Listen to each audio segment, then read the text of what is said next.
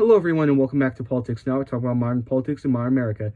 And today, we're going to be discussing how Virginia, if the Republicans win the Senate, might go from just another blue state to a functional red state as it continues to move to the right. So, yeah, let's get into that. So, Virginia, the Senate is up in a little bit. So is the gubernatorial election in Kentucky and some other elections, but mostly people are focusing on Virginia and Kentucky because those are the most intense elections that are going to be fiercely fought over, because Virginia, it was thought to be going into the safe blue column. They vote Glenn Youngkin in, and Republicans start to gain ground back in Virginia, and they don't have the Senate right now, but it's looking pretty likely that they might actually get the Senate and the House and the governorship, which means that they would have pretty much full control to do whatever they want and kind of terraform the state to be more Republican. And Kentucky, because they kind of just want the Democrat governor out, and they don't want him there because, I mean, he's a Democrat in a deep red state. So they're going to try and get him out.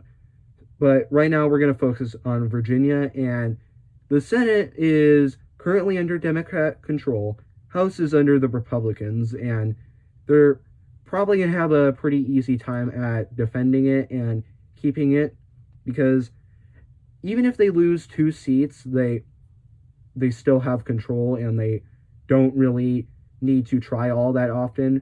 Most of the retiring Republicans and a lot of the retiring Democrats, retiring Republicans, they're pretty much in safe red states and safe red parts of Virginia, where you could put any Republican there and they would probably win. So them retiring isn't really going to affect anything.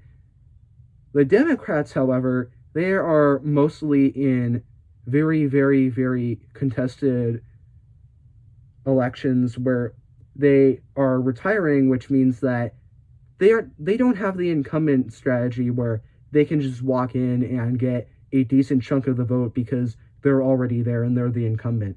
They don't have that luxury.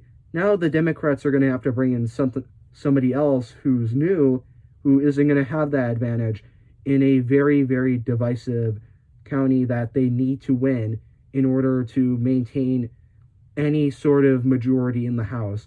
And Republicans, they're mostly going to maintain all their seats. There's not really any seat that they currently have that might be contentious, because a lot of them are mostly safe red, and the real contentious states and contentious counties, they're probably going to go Republican either way, because you have the incumbents and you just have the fact that a lot of the Democrat candidates who are trying to unseat them, they're not exactly the greatest quality. So House most likely going to stay Republican, and Republicans could still have a bad night in the House, but even then, it's going to be a very, very narrow chance that the Democrats somehow maintain the Senate and gain control of the House, because Republicans, they have a pretty decent floor and they only have room to grow.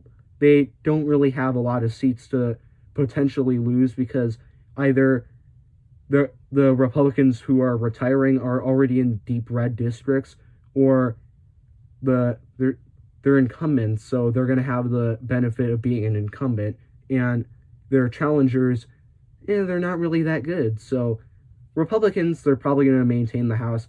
What they really need to focus on is the Senate. House, that could kind of just be on the back burner. I mean, you still want to work on it, but Senate is what you're focusing on mainly, because once you get the Senate, you can do whatever you want.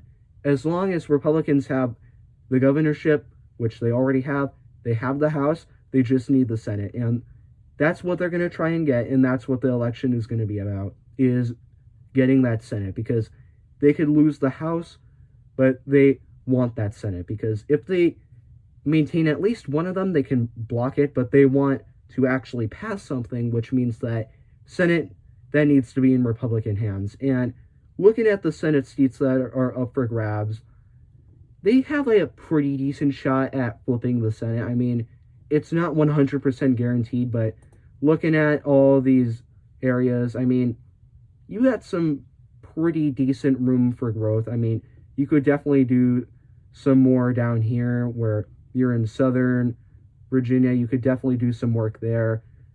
The central Virginia, you could probably do some decent work there. A lot of these districts where they're in more Republican areas that maybe vote Democrat once in a while, you could probably flip those.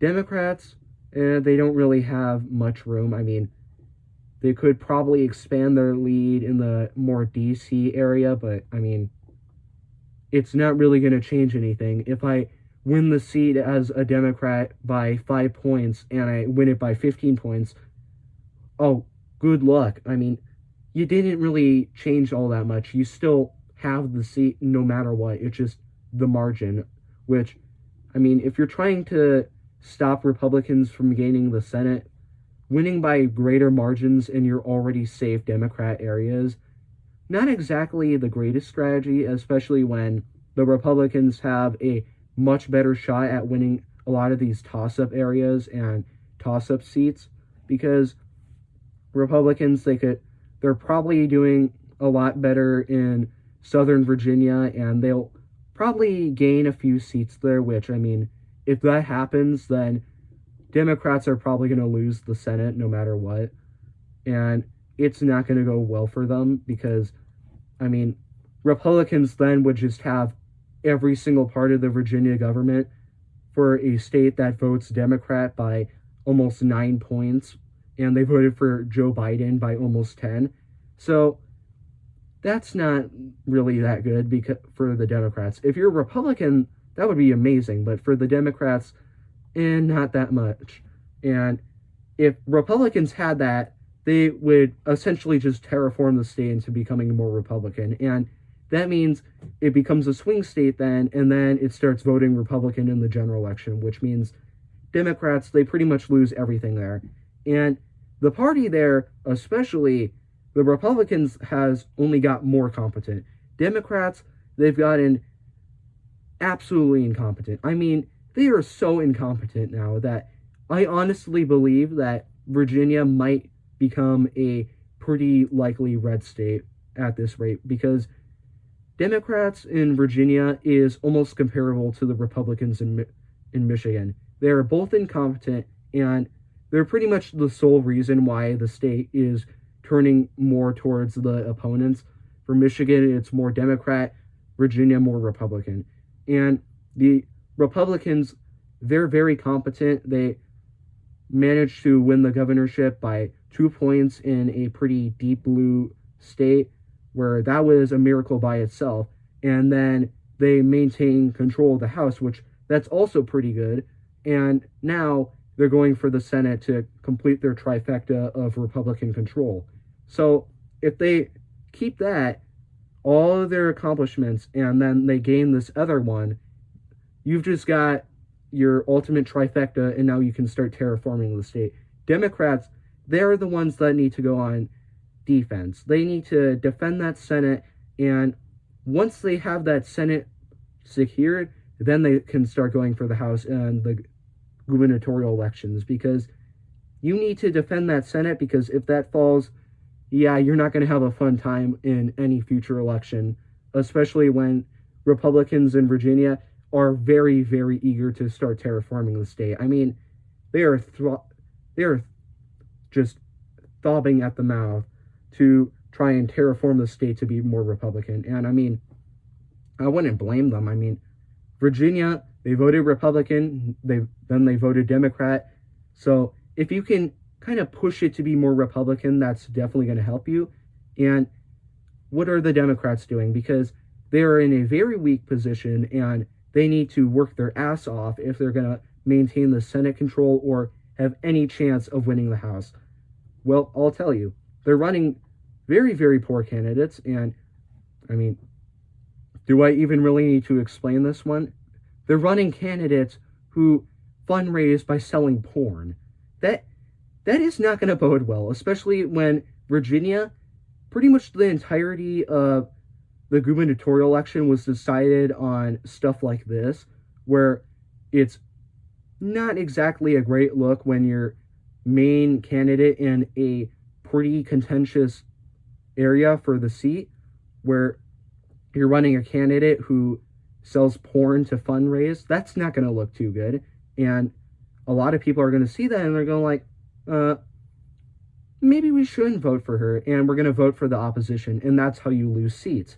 So Democrats in Virginia, they're pretty screwed. I mean, they might maintain the Senate. It's pretty much a 50-50 chance. House, 9 to 10 chance that Republican control or Democrat control. I mean, they don't really have much of a chance gaining the House at this point. But Senate, 50-50, I give it. But you're just going to have to see when the polls come out and when the actual election starts. So that's it.